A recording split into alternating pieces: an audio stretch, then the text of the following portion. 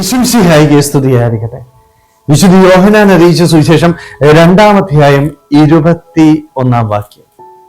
അവൻ പറഞ്ഞത് തൻ്റെ ശരീരമാകുന്ന ആലയത്തെ പറ്റിയാണ്. പരിശുദ്ധി കാത്തു സൂക്ഷിക്കാനായിട്ട് ഈശോ ഇന്ന് വചനത്തിലൂടെ നമ്മളെ ഓർമ്മിപ്പിക്കുകയാണ്. ദേവാലയം ശുദ്ധീകരിക്കുമ്പോൾ ദേവാലയത്തിൻ്റെ പരിശുദ്ധി കാത്തു സൂക്ഷിക്കണം.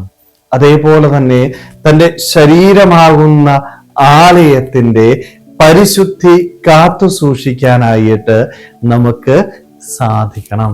ഒരുപക്ഷെ നമ്മളൊക്കെ ആയിരിക്കുന്ന ഈ ലോകത്തില് ഒരിക്കലും ശ്രദ്ധിക്കാതെ പോകുന്നതും ഇത് തന്നെയല്ലേ.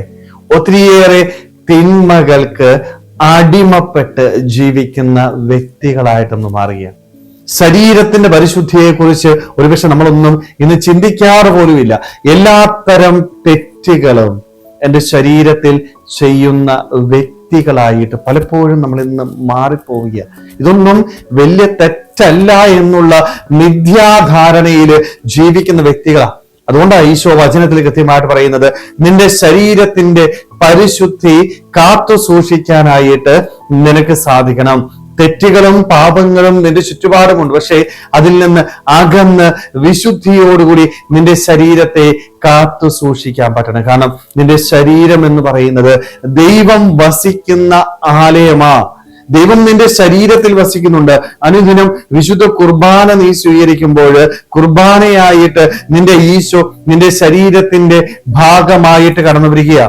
ഈശോ നിന്റെ ശരീരത്തിലുള്ളപ്പോൾ ആ ശരീരത്തിന്റെ പരിശുദ്ധി കാത്തു സൂക്ഷിക്കാനായിട്ട് നിനക്ക് സാധിക്കുന്നുണ്ടോ? സ്നേഹമുള്ളവരെ, നമ്മളൊക്കെ ആത്മശോധന ചെയ്യേണ്ട കാര്യമാ. എൻ്റെ ശരീരത്തിന്റെ പരിശുദ്ധി അതിന്റെ പൂർണ്ണതയിൽ കാത്തു സൂക്ഷിക്കാനായിട്ട് നമ്മളൊക്കെ ഇന്ന് പരിശ്രമിക്കുന്നുണ്ടോ? അതോ ചില പ്രലോഭനങ്ങൾക്ക് അടിമപ്പെട്ടുകൊണ്ട് ശരീരത്തിന്റെ പരിശുദ്ധി നഷ്ടപ്പെട്ട് എല്ലാവിധ തിന്മകളും ചെയ്യുന്ന ഒരു വ്യക്തിയാണോ ഞാൻ?